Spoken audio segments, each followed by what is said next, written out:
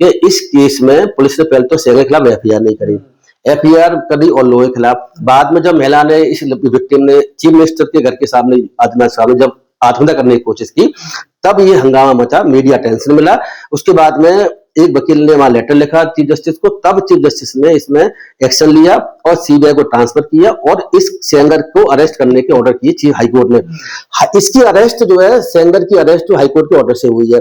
तो उसके बाद में उस में पता चलता है पुलिस ने अरेस्ट नहीं किया है। पुलिस ने तो ये कहा हम अरेस्ट करेंगे नहीं, पुलिस ने तो क्या है, हम अरेस्ट नहीं करेंगे। अभी तक हमारे पास कोई ऐसा सबूत नहीं है जिससे अरेस्ट करने की जरूरत है।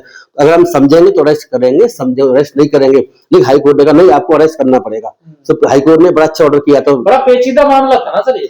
नहीं, पेचीदा मामला बिल्कुल था, और पेचीदा मामला इसलिए भी था कि इसमें इसके पिताजी को इसी वजह से, इसकी मदर ने एफआईआर लिखवाई थी, फिर पिताजी को भी इनके खिलाफ बोलने के लिए और एफआईआर कराने के लिए उन्होंने जो है इनके भाई ने, सेंगर के भाई ने उनको पीटा बुरी तरीके से और बहुत मारा। मारने के बाद में उसको जो है बाद में डॉक्टर ने भी उसका साथ नहीं दिया और डॉक्टर ने भी लिख दिया कि फिट ऑफ स्टेटमेंट, जबकि वो बेचारा अर्धमर्द स्थिति में था। बाद में वो मजिस्ट्रेट ने भी आंख बंद कर ली, जज ने आंख बंद करके उसको जेल भेज दिया और बाद में जेल में उसकी डेथ हो गई। उसमें भी केस चल रहा है, उसमें 10 साल की सजा उसमें सेंगर को भी हो चुकी, उसके भाई को भी हो चुकी, जाता मैं समझ पा रहा हूँ। तो इसमें 3 केसेस हैं, इतने खतरनाक अपराधी है। हाई कोर्ट ने अपने ऑर्डर में उस वक्त 18 में जब अरेस्ट का ऑर्डर किया, उसमें ये भी लिख दिया था कि इसके पूरे प्रभाव में है पूरी सरकार। जो सीबीआई की तरफ से वकील थे और इस विक्टिम के वकील थे, उन वकीलों की तरफ से बेहतर आर्गूमेंट नहीं हुए। नंबर 1, पहले तो मैं आपको बताता हूँ, मैंने सारे आर्गूमेंट इनके देखे हुए हैं। बेहतर आर्गूमेंट और बेहतर जजमेंट सुप्रीम कोर्ट के लगाने की आवश्यकता थी, जो कि इसमें मुझे कमी दिखती है। जजों को समझा नहीं पाए और जज भी समझ नहीं पाए। जजों को भी समझ में नहीं आया कि आखिर ये केस डिफरेंट है और केस में हमें कौन सी धारा कैसे लगानी चाहिए। देखिए, इसमें ऐसा है, जैसे आपने पूछा कि किस आधार पर इनको जमानत दी गई। जमानत तो सेकेंडरी है, सबसे इंपॉर्टेंट है सस्पेंशन ऑफ सेंटेंस। 389 सीआरपीसी के तहत अपीलेट कोर्ट को पावर होती है कि सेंटेंस को सस्पेंड कर सकती है। इसमें सेंटेंस को सस्पेंड किया गया है, सजा को सस्पेंड किया गया है, निलंबित किया गया है। जब तक अपील चलती रहेगी तब तक सजा निलंबित रहेगी और बेल उसके बाद तो देनी जरूरी होती है, वो कोई इशू नहीं है। सस्पेंड होने के बाद बेल तो फिर मिल जाएगी, सजा खत्म, सस्पेंड होगी तो बेल तो मिल जाएगी, वो बेल इशू नहीं है, सस्पेंस सेंटेंस इशू है इसमें ना। तो मैं आपको बता दूं कि जैसे मैंने बताया कि इसमें बेहतर आर्गूमेंट नहीं हुए। लॉ सेंटेंस को सस्पेंड करने का, जहां पर उम्र कैद की सजा है या उम्र कैद विद रिमाइंडर लाइफ की सजा है, उसमें लॉ डिफरेंट है। तो उस लॉ को ढंग से ना तो इनके जजों के सामने रखा गया, ना जजेज खुद भी अपने आप इसको समझ नहीं पाए, ऐसा मैं कह सकता हूं। और ये मुझे पूरी उम्मीद है कि सुप्रीम कोर्ट इस कमी को दूर करेगा। तो सर, आप तो खुद जज रहे हैं, तो क्या ऐसे जजों से भी गलती हो जाती नहीं? समझ जजों से गलती होती है 1000 बार, मैं आपको फिर कह रहा हूँ। जजेज भी एडवोकेट्स की तरह पढ़ते बढ़ाते थोड़े कम है, मैं ऐसा कह सकता हूँ। मैं जजों पर आरोप नहीं लगा रहा, लेकिन मैं ऐसे जजेस बहुत से देखे हुए हैं। इसीलिए सुप्रीम कोर्ट के जजमेंट सुप्रीम कोर्ट ही आए दिन रिव्यू करता रहता है। इसका मतलब ये है कि सुप्रीम कोर्ट के जजों ने भी जजमेंट गलत दिया था। सर, इस केस में आप जज होते तो क्या आप जमानत देते? जमानत सेंटेंस सस्पेंड करने का इसमें सवाल ही पैदा नहीं था। इसकी हमें हिस्ट्री को जानना पड़ेगा, केस किस तरीके से आगे चला, क्या हुआ, कैसे एफआईआर हुई, क्या क्या इस केसेस में हो चुका है। तो जो हो चुका है, जो पहले जो है उसको बड़ा इंपॉर्टेंट फैक्टर है, जो और केसों में देखने को नहीं मिलता। लेकिन उससे पहले मैं आपको बता दूं कि सजा को सस्पेंड किया गया है, वो सिर्फ एक वजह से किया गया है, और वो है कि इसमें धारा 5C पॉक्सो एक्ट की नहीं लगती। तो 5C पॉक्सो एक्ट की जो है अगर लगती है तो वो उसमें सजा उम्र कैद के साथ साथ रिमाइंडर और लाइफ तक हो जाती है, वो धारा नहीं लगती है, ऐसा दिल्ली हाईकोर्ट का कहना है। वो कहना इसीलिए है कि दिल्ली हाईकोर्ट का कहना यह था कि एमएलए पब्लिक सर्वेंट नहीं होता। एमएलए पब्लिक सर्वेंट नहीं होता। क्यों नहीं पब्लिक सर्वेंट नहीं होता? हाई कोर्ट ने सुप्रीम कोर्ट के 1980 के AR अंतुले केस, जो AR अंतुले उसको चीफ मिनिस्टर थे, उनके केस का हवाला दिया है, जो 5 जजों की बेंच का था। उस बेंच ने ये सुप्रीम कोर्ट की ने ये कहा था, एमएलए आईपीसी के लिए जो है पब्लिक सर्वेंट नहीं होता, लेकिन वो जो करप्शन केसेस के लिए पब्लिक सर्वेंट होता है। लड़की तो नाबालिग थी पॉक्सो में, तो मैं इसीलिए नहीं, पॉक्सो में अगर पब्लिक सर्वेंट कोई ऑफेंस कर रहा है पॉक्सो का, तो उसकी सजा अलग है। अगर कोई आम आदमी ऑफेंस कर रहा है उसकी सजा अलग है, और जो पब्लिक सर्वेंट ऑफेंस कर रहा है उसकी सजा अलग है। गैंग रेप की सजा अलग है, जो पुलिस वाला ऑफेंस कर रहा है उसकी सजा अलग, सबकी सजा अलग अलग है इसमें ना। तो अगर पब्लिक सर्वेंट कोई ऑफिस कर रहा है पॉक्सो का, तो उसमें सजा उसकी बढ़ करके उम्र कैदी नहीं, उम्र कैद से आगे बढ़ करके रिमाइंडर टू लाइफ तक हो जाती है। ये 2013 के बाद में पॉक्सो बना है, ये पॉक्सो में भी चेंज किया गया है। उसके अलावा आईपीसी ये तो एमएलए थे सर ना उस टाइम, तो ये तो पब्लिक सर्वेंट हो गए ना। पब्लिक सर्वेंट सुप्रीम कोर्ट के जजमेंट के हिसाब से 80 के हिसाब से नहीं हुए। अच्छा, सुप्रीम कोर्ट ने मल्टीपल जजमेंट 1980 में दे रखा है। दिल्ली हाई कोर्ट ने तो जजमेंट का सारा लेकर के ये बात कही है इस केस में कि पब्लिक सर्वेंट की कैटेगरी में एमएलए नहीं आता है आईपीसी के लिए और पॉक्सो के लिए, ठीक है ना। तो ये बात कही है, लेकिन मैं आपको बता दूं उससे कोई फर्क नहीं पड़ता। अब मुझसे अगर मैं लीगली आपको समझाने की कोशिश करूं कि इसमें उम्र कैद की सजा अगर पब्लिक सर्वेंट भी नहीं माना गया तो कोई बात नहीं, उसके बावजूद भी इसमें उम्र कैद की सजा तो वैसे भी मिलती है। ये जो अगर रिमाइंडर लाइफ की सजा को काट दें तो सेक्शन 4 अट्रैक्ट होगा इसमें, तो सेक्शन 4 और 3 अट्रैक्ट होगा पॉक्सो का, उसमें लाइफ की सजा तो वैसे भी है, मिनिमम 7 ईयर्स और अप टू लाइफ इम्प्रिजनमेंट। और लाइफ इम्प्रिजनमेंट सजा सामने नीचे कोर्ट ने दे रखी है और उसको बढ़ा करके रिमाइंडर लाइफ कर रखा था। अगर हम हाईकोर्ट की बात भी मान लें कि पब्लिक सर्वेंट नहीं है एमएलए, मान भी लें अगर उसको, जो कि सुप्रीम जजमेंट के हिसाब से ऐसा है भी है, ऐसा है भी है, मान भी ले, तब भी उम्र कैद की सजा बरकरार है हाईकोर्ट के ऑर्डर के हिसाब से भी। और तो उम्र कैद की सजा किसी को होती है तो उसको सेंटेंस सस्पेंड करने का लॉ सुप्रीम कोर्ट ने कई केसेस में कह रखा है। वो लॉ क्या मैं आपको बताता हूँ, वो ये है कि सुप्रीम कोर्ट ने ये कह रखा है, जिसमें केस बता रहा हूँ आपको, एक ओम प्रकाश साहनी का केस है, एक छोटीलाल वर्मा का केस है, एक जवाहरलाल केस है। ये 2025 के 23 के केसेस हैं। सुप्रीम कोर्ट ने उसे विस्तार से बताया है कि जहां उम्र कैद की सजा है, मर्डर में उम्र कैद की सजा होती है या फांसी होती है, तो उम्र कैद की सजा जो मर्डर में होती है उसमें रिमाइंडर लाइफ वाली सजा कभी नहीं मिलती, क्योंकि उसमें लॉ में है ही नहीं।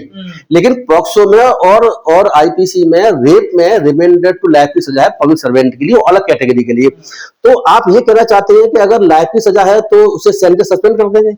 ऐसा नहीं होता। सेंटेंस सस्पेंड जब होगी जब सुप्रीम कोर्ट ने कह दिया, जब हाई कोर्टों को लगता हो कि ये जो अपील है इसकी, हाई कोर्ट को लगता हो कि अपील जो है वो उसमें उसको जीतने के चांसेस एक्यूज के ज्यादा, यानी कि जो उसको सजा सुनाई गई है, जो उसका दोष सिद्धि की गई है नीचे की कोर्ट ने, उस कोर्ट का ऑर्डर गलत है और संभावना ये कि अपील में उसको बरी कर दें। मतलब जो आरोपी है उस पर गलत लगा हुआ, फॉल्स है, फॉल्स कहे या प्रूव नहीं कर पाए, जो भी कहे, दो चीज होती है। अब क्या दिल्ली हाईकोर्ट में प्रूव नहीं कर पाए ये लोग? क्या दिल्ली हाईकोर्ट नहीं, मैं ये नहीं कह रहा, इसमें समझिए आप कि दिल्ली हाईकोर्ट जो है इस सजा को सस्पेंड तब कर सकता था लॉ के हिसाब से, सुप्रीम कोर्ट जजमेंट के हिसाब से, जब हाईकोर्ट ये माने कि इस सेंगर को इस अपील में जीतने की संभावना है, यानी कि वो इस केस में बरी हो सकता है, तब सजा को सस्पेंड किया जाता है जहां उम्र कैद की सजा वो भी किसी एविडेंस के आधार पे तो समझेंगे उसको। बिल्कुल ठीक बात है, एविडेंस तो उसमें सारी कुछ पहले हो चुकी है, उसके आधार पर समझेंगे। तो लेकिन हाई कोर्ट ने अपने ऑर्डर में ये कहीं लिखा ही नहीं है कि हमने ऐसा एविडेंस को देख लिया है, उसके आधार से हमें लगता है कि इसमें ये जो है इसके चांसेस है जीतने के इस सेंगर के केस में, यानी बरी होने की संभावना है। जब तक हाई कोर्ट इस बात को कंक्लूजन पर ना पहुंचे तब तक प्राइम विषय तब तक वो इसमें जजमेंट में लिखा हुआ नहीं है, चीजें बिल्कुल नहीं लिखी हुई है। दिल्ली हाईकोर्ट की जजमेंट में बात कहीं नहीं लिखी हुई है, इस पर हाईकोर्ट गया भी नहीं है। सबसे मेन बात जाने की यही है।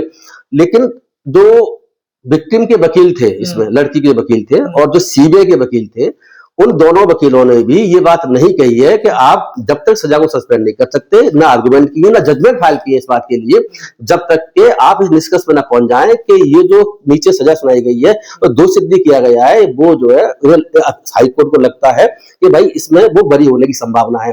तभी ये सब बरी होने की संभावना नहीं है, इस तरीके के आर्गुमेंट हाई कोर्ट में हुए ही नहीं, वकीलों की तरफ से भी नहीं हुए आर्गुमेंट। वकीलों की तरफ से मुझे तो नहीं मिले। जो हाई कोर्ट ने इनके लंबे चौड़े आर्गुमेंट लिखे हुए हैं, क्या आर्गुमेंट किए हैं, मुझे आर्गुमेंट में ऐसा कहीं नहीं मिला। तो क्या जजमेंट में वकीलों का आर्गुमेंट लिखे हुए होते हैं? हाँ लिखे होते हैं, इसमें लिखे हुए, इसमें आधे पेजों में तो वकीलों के आर्गुमेंट ही लिखे हुए हैं। अगर ये आप तो जज रहे हैं तो सर क्या लिखे जाते हैं? लिखे जाते हैं, हमेशा कंपल्सरी होता है, जो बोलेगा एडवोकेट वो लिखा जाएगा। बिल्कुल लिखा जाता है, रिटन सबमिशन में रिटन में आर्गुमेंट भी लिए जाते हैं और उनको वो लिखा जाता है। जनरली जजेस लिखते हैं कि क्या क्या इनके पॉइंट हैं, इन पॉइंटों पर ही वो अपने डिसीजन देते हैं कि वकील साहब ने ये कहा कि इसमें ये कमी है या ये कमी नहीं है, तो उसके आधार पर जजमेंट दिया जाता है। हमेशा हाईकोर्ट सुप्रीम कोर्ट में ऐसा ही होता है। इसमें भी ये लंबा चौड़ा जजमेंट है, ये जो आया हुआ सेंटेंस सस्पेंड करने वाला, इसमें भी लंबे चौड़े आर्गुमेंट सरकारी वकील के भी, सीबीआई के भी, यानी कि और इनके जो विक्टिम के वकील के और एक्टिव सेंगर के वकील के भी सुने गए। और सेंगर के जो वकील था वो सीनियर एडवोकेट हरिहरन, जो मैं जानता हूं उनको, वो सीनियर एडवोकेट था। तो सर अब इसमें आगे क्या होगा? अब तो इनको देखिए सस्पेंड सजा सस्पेंड हो गई है, बेल भी उसको ऑर्डर हो गया है। और इसके बाद ये जो जैसे मीडिया से पता चल रहा है कि विक्टिम और सीबीआई दोनों ही जो है हाई सुप्रीम कोर्ट जा रहे हैं। मुझे आज अखबारों से ये पता भी चला है कि कोई लेडीज कोई लोग पीआईएल फाइल सुप्रीम कोर्ट में कर दी है इस सेंटेंस सस्पेंड करने के खिलाफ, ऐसा आज के अखबारों में आ रहा है। तो ये लोग भी जाएंगे, सीबीआई जाने की बात आ रही है और ये विक्टिम भी जाएगी, ऐसा हमें अखबारों में पता चल रहा है। तो जाएंगे तो मुझे पूरी उम्मीद है कि शायद जो है ये जो ऑर्डर हुआ है जो हाई कोर्ट का वो उसको सेटिस्फाइड करेंगे और शायद रिमांड बैक कर सकते हैं, दोबारा कंसीडर करें। आपने इस एस्पेक्ट से लॉ का डिस्कस नहीं कर रखा है। मैं आपको एक बात और बता दूं कि जो मेन झगड़ा है रिमाइंडर टू लाइफ वाली कहानी जो कह रखी है हाईकोर्ट ने कि ये 5C में नहीं आएगा पॉक्सो की में, तो इसीलिए जो है 7 साल की मिनिमम सजा होती है उस जमाने में, और 7 साल 5 महीने की सजा करीब ये सेंगर काट चुका है, इसलिए हम बेल दे रहे हैं। ग्राउंड ये नहीं है बेल देने का या सेंटेंस सस्पेंड करने, ग्राउंड ये है कि इसमें उम्र कैद की सजा इसका हाई कोर्ट ने जिक्र भी नहीं कर रखा कि इसमें उम्र कैद की सजा मिली हुई है, रिमाइंडर टू लाइफ मिली हुई है, और उम्र कैद की सजा में हम कब सेंटेंस सस्पेंड कर सकते हैं इसका हाई कोर्ट ने इसका डिस्कस नहीं लगा। मीडिया में तो सब यही चला जा रहा है कि 14 साल उम्र कैद की सजा थी उनको, जिन्होंने 7.5 साल ना उससे 7.5 साल उससे मतलब नहीं है ना, आप गलत जा रहे हो। उम्र कैद की सजा का मतलब होता है पूरी लाइफ की उम्र कैद, ये तो सुप्रीम कोर्ट बहुत पहले कह चुका है, इसमें कोई विवाद नहीं है। लेकिन आपको बता दूं कि 14 साल के बाद में सरकार को रेमिशन का राइट होता है कि वो उसके आचरण को देखते हुए जेल में वो उसकी सजा को माफ कर सकते हैं। जैन मैनुअल वगैरह जो जैन मैनुअल के हिसाब से नहीं, सीआरपीसी में हमारे प्रोविजंस भी है कि सरकार को अधिकार है कि अगर उसका कंडक्ट आचरण अच्छा रहा है जेल में 14 साल तक तो वो सजा को बाकी को माफ कर सकती है, सरकार के अधिकार क्षेत्र में आता है। ये वो केस नहीं है, यहाँ पे सरकार ने माफी नहीं दी है, यहाँ पे ऐसा कुछ भी नहीं है। वो तो अभी एराजी वो तो इश्यू अभी आएगा नहीं, वो आएगा 14 साल के बाद में सरकार के अधिकार क्षेत्र में। जब तक कोर्टों में केस चल रहा है जब तक सरकार के अधिकार क्षेत्र का सवाल पैदा नहीं होता। ये बिल्किस बानोवाना केस नहीं है, वो केस डिफरेंट था, उसको तो ऊपर तक जो सजा हो चुकी थी उसके बाद सरकार ने माफी दी, वो अलग केस है। ये केस डिफरेंट है, अभी तो उसमें अपील चल रही है हाई कोर्ट में, उसको सुप्रीम कोर्ट में अपील चलेगी। तो उसके बाद जब अगर वो सजा बरकरार रहती है तब सरकार की ड्यूटी आती है कि वो उसको सजा को माफ करे कि नहीं माफ करे, ये अलग केस है। लेकिन क्या इसमें ये माना जाए कि जो पब्लिक सर्वेंट वाली बात थी सब उसमें वो सबसे ज्यादा मेन रही है? सबसे ज्यादा मेन वही रही है। मैं देखो आपको फिर एक बात अभी बताना चाह रहा था कि पब्लिक सर्वेंट इन्होंने नहीं माना है हाई कोर्ट ने, सेशन जज ने नीचे जो उनको सजा सुनाई थी उसको पब्लिक सर्वेंट माना गया था। पब्लिक सर्वेंट मानने पर उसकी सजा थोड़ी सी रिमाइंडर लाइफ हो जाती है, लाइफ के अलावा। तो हाईकोर्ट ने कहा है कि वो 7.5 साल करीब काट चुका है और रिमाइंडर टू लाइफ वाली सजा इसमें है नहीं है, लेकिन लाइफ वाली सजा तो अभी बचती है, उम्र कैद की सजा तो अभी बचती है। हमें मिनिमम सेंटेंस काट चुका है इसके आधार पर बेल नहीं होती है, सेंटेंस सस्पेंड नहीं होती है, सेंटेंस सस्पेंड होती है इस आधार पर कि जो अगर उम्र कैद की सजा उसको मिली हुई जो मिली हुई है, हाई कोर्ट की बात मान ले तभी उम्र कैद की सजा अभी बरकरार है ना, रिमाइंडर लाइफ नहीं, उम्र की सजा। दिल्ली हाई कोर्ट से गलती हुई है, मेरे सबसे बिल्कुल गलती हुई है, जजों ने बारीकी चीजों को समझा नहीं, लोगों को समझा नहीं, सुप्रीम कोर्ट के जजमेंट सुप्रीम कोर्ट का क्या व्यू है इसको जाना नहीं है और बिना जाने हुए इसमें जजमेंट दे दिया। और एक बात जो अभी एक इम्पोर्टेंट और भी है जो बता दूं आपको कि जो उसकी महिला की सिक्योरिटी का सवाल है विक्टिम की, वो एक इम्पोर्टेंट एस्पेक्ट है। इस सिक्योरिटी के लिए हाईकोर्ट ने अपने लिख दिया उसमें भाई 5 किलोमीटर के दायरे में वो नहीं आएंगे, वो उसके कांटेक्ट नहीं करेगा, वो दिल्ली छोड़ के नहीं जाएगा, दिल्ली छोड़ के एक्यूज नहीं जाएगा, ये भी लिखा हुआ है। तो ये तो वैसे ये क्यों होना चाहिए मुझे बताइए आप, वो तो दिल्ली छोड़ के तो एक्यूज जाना चाहिए, दिल्ली में रह रही है। हाँ, दिल्ली में रह रही है ना। हाँ। तो दिल्ली में लड़की रह रही है, ये रहने वाले हैं उन्नाव के। हाँ। तो उन्नाव चले जाएंगे तो वहां जाना बेहतर है कि दिल्ली में जाना बेहतर है? तो ये दिल्ली में 5 किलोमीटर दायरे में घूमते रहेंगे तो कुछ भी करा सकते हैं। और फिर अगर किसी को कोई घटना करनी है तो उसमें 5 किलोमीटर क्या वो 100 किलोमीटर से भी करा सकते हो। तो प्रदेश से भी लोग मर्डर करा देते हैं, जेल में बैठ के मर्डर कराते हैं, वो तो कोई इश्यू नहीं है। यही तो आरोप लगा था तो दिल्ली ट्रांसफर होता है केस ट्रांसफर। हाँ बिल्कुल ठीक बात है, इसमें बहुत सारी चीजें हैं। मैं आपको बता दूं कि इस केस में पुलिस ने पहले तो सेंगर के खिलाफ एफआईआर नहीं करी, एफआईआर करी और लोगों के खिलाफ। बाद में जब महिला ने इस विक्टिम ने चीफ मिनिस्टर के घर के सामने आदित्यनाथ साहब ने जब आत्महत्या करने की कोशिश की तब ये हंगामा मचा, मीडिया टेंशन मिला। उसके बाद में एक वकील ने वहां लेटर लिखा चीफ जस्टिस को, तब चीफ जस्टिस ने इसमें एक्शन लिया और सीबीआई को ट्रांसफर किया और इस सेंगर को अरेस्ट करने के ऑर्डर किए चीफ हाईकोर्ट ने। इसकी अरेस्ट जो है सेंगर की अरेस्ट जो हाईकोर्ट के ऑर्डर से हुई है। तो उसके बाद में उस में पता चलता है पुलिस ने अरेस्ट नहीं किया है। पुलिस ने तो ये कहा हम अरेस्ट करेंगे नहीं, पुलिस ने तो क्या है, हम अरेस्ट नहीं करेंगे, अभी तक हमारे पास कोई ऐसा सबूत नहीं है जिससे अरेस्ट करने की जरूरत है। अगर हम समझेंगे तो अरेस्ट करेंगे, समझे अरेस्ट नहीं करेंगे। लेकिन हाई कोर्ट ने कहा नहीं, आपको अरेस्ट करना पड़ेगा। तो हाई कोर्ट ने बड़ा अच्छा ऑर्डर किया। तो बड़ा पेचीदा मामला था ना सर ये? नहीं, पेचीदा मामला बिल्कुल था, और पेचीदा मामला इसलिए भी था कि इसमें इसके पिताजी को इसी वजह से इसकी मदर ने एफआईआर लिखवाई थी। फिर पिताजी को भी इनके खिलाफ बोलने के लिए और एफआईआर कराने के लिए उन्होंने जो है इनके भाई ने, सेंगर के भाई ने उनको पीटा बुरी तरीके से, और बहुत मारा। मारने के बाद में उसको जो है बाद में डॉक्टर ने भी उसका साथ नहीं दिया, और डॉक्टर ने भी लिख दिया कि फिट ऑफ स्टेटमेंट, जबकि वो बेचारा अर्धमर्द स्थिति में था। बाद में वो मजिस्ट्रेट ने भी आंख बंद कर ली, जज ने आंख बंद करके उसको जेल भेज दिया, और बाद में जेल में उसकी डेथ हो गई। उसमें भी केस चल रहा है, उसमें 10 साल की सजा उसमें सेंगर को भी हो चुकी, उसके भाई को भी हो चुकी, जाता मैं समझ पा रहा हूँ। तो इसमें 3 केसेस हैं, इतने खतरनाक अपराधी है। हाई कोर्ट ने अपने ऑर्डर में उस वक्त 18 में जब अरेस्ट का ऑर्डर किया, उसमें ये भी लिख दिया था कि इसके पूरे प्रभाव में है पूरी सरकार। चीफ मिनिस्टर को लेटर लिखने के बावजूद भी, मौजूदा विधायक थे उस टाइम, ये पूरे बाहुबल इनका माना जाता है।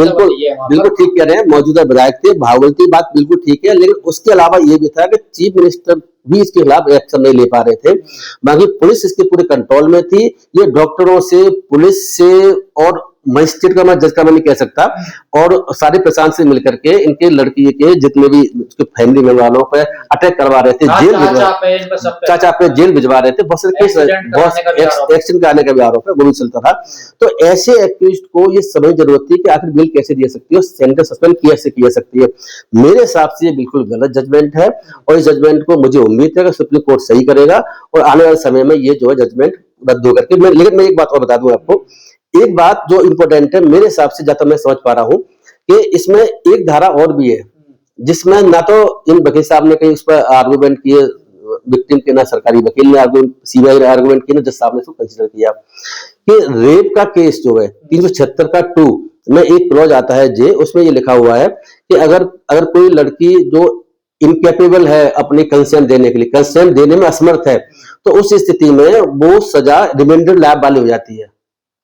अगर कोई लड़की असमर्थ है अपनी सहमति देने में, तो मेरा अपना मानना यह है कि अगर कोई लड़की की उम्र 18 साल से नीचे है तो वो सहमति देने में असमर्थ मानी जाती है, क्योंकि वो सहमति और देना ना देना बराबर माना जाता है। ये बात मैं आपको इसलिए कह रहा हूं, तो वो उस केस धारा में फॉल कर सकता था शायद, लेकिन इस बात पर आर्गूमेंट नहीं किए गए। एक बात और बता दूं कि सुप्रीम कोर्ट में केस चल रहा है, उस केस में सुप्रीम कोर्ट ने हाई कोर्ट और सरकार से, भारत सरकार से कहा है कि आपने पॉक्सो में और आईपीसी में जो 18 साल की एज कर दी है लड़कियों की कंसेंट देने की, उसको हटाकर 16 साल किया जाए। तो सरकार ने भी अपनी जवाब फाइल किया कुछ 1 महीने पहले करीब, उसने कहा है कि नहीं, हम इसे कम नहीं करेंगे, सजा इसकी लड़की की कंसेंट की 18 हुई, तो स्पष्ट लिखा हुआ है उसमें कि 18 साल से नीचे की लड़की is incapable of giving valid consent, कि वैलिड कंसेंट देने में असमर्थ है 18 साल नीचे की। तो इस धारा में जो मैं आपको बता रहा हूँ, जो नई बात बता रहा हूँ आपको, 18 साल से नीचे जो लड़की होगी उसकी सहमति नहीं मानी जाएगी, उसकी सहमति नहीं मानी जाएगी, ये इसमें है। और उस स्थिति में अगर लड़की 18 साल से ऊपर की है, 18 साल से नीचे की है, प्रॉक्सो लगता है 18 साल तक से नीचे लड़की के लिए, लेकिन रेप 18 साल से नीचे 18 से ऊपर दोनों पे लगता है। प्रॉक्सो भी लगा है इसमें, रेप भी लगा हुआ है, दोनों लगे हुए हैं, है ना। तो रेप वाले में जो धारा है वो इनकेपेबल धारा, वो पॉक्सो में नहीं है। मेरी समझ के अकॉर्डिंगली जो भारत सरकार ने जो रिपोर्ट फाइल की सुप्रीम कोर्ट में, और जो धारा कहती है, तो जो 18 साल से नीचे लड़कियां हैं वो इनकेपेबल ऑफ गिविंग कंसेंट है, इसलिए उसमें फॉल करना चाहिए, इसमें बहस होनी चाहिए, तो उसका सुप्रीम कोर्ट से उसको रेज किया जाए, और उसमें फॉल कर जाएगा तो रिमाइंडर लैब वैसे भी आ जाएगी। तो जजमेंट पूरी तरीके से मेरे हिसाब से गलत है। और इस जजमेंट को देखो, आप ये भी समझने की कोशिश करें कि बीजेपी सरकार किस तरीके से काम करती है। अब हम बीजेपी बात कर लेते हैं थोड़ा सा। ये भारतीय जनता, जब इसमें भारतीय जनता पार्टी के मिनिस्टर हैं, पहले भी आपने देखा हिजाब वाले केस में नीतीश कुमार किस तरह के स्टेटमेंट मिनिस्टर वहां के दे रहे थे, यूपी के मिनिस्टर दे रहे थे, संजय निषाद थे, गिरिराज सिंह थे केंद्रीय मंत्री, कितने जो है शर्मनाक स्टेटमेंट दोनों के थे। इसी तरीके की बातें आप देखो इस केस में भी हो रही है। ओपी राजभर जो मिनिस्टर है वो हंस रहे, कितनी गंदी उनकी हंसी, आपने वीडियो देखा होगा। इसके साथ दूसरे वो दयाशंकर क्या नाम है, बीजेपी के नेता दयाशंकर मिनिस्टर है, मेरे ख्याल से वो दयाशंकर मिनिस्टर हैं, वो भी जो है कह रहे हैं कि इनको न्याय मिला, लेकिन देर से मिला। और वो तो कह रहे हैं, वो एक बात और कही है कि ये जो बिल्कुल सही हुआ है, उसमें वो अपना खुशी जाहिर कर रहे हैं। तो बीजेपी कैसी पार्टी है? बीजेपी पार्टी आप सोच के चलिए, बीजेपी पार्टी है बीजेपी पार्टी के सहयोगी, जहां पर जो है किसी का हिजाब खींचा जाता है, चीफ मिनिस्टर हिजाब खींच रहा है, मिनिस्टर केंद्रीय मंत्री हंस रहे हैं, यूपी सरकार के मिनिस्टर हंस रहे हैं, जब यहाँ पर जो है ये रेपिस्टों के जेल मिल रही है, समर्थन में आ रहे हैं। आपने ये भी देखा हो कि अखलाक वाले केसेस में सरकार विड्रॉ कर रही है, बिल्किस वाले केसेस में रेप हुआ है तो उसमें सरकार ने माफी दे दी, है ना। और आपने ये जो लिंचिंग घटना पहले किसी हुई थी मध्य प्रदेश में किसी में, तो वहां पर जो जैन सन्ना जो लिंचिंग के अपराधी छूट के आए हैं, तो उनको जो है वो क्या कर रहे हैं, माला पहना रहे हैं। तो ये किस तरीके के लोग हैं, आप देखिए देश को कहाँ ले जा रहे हैं। तो देश को सोचने की आवश्यकता है।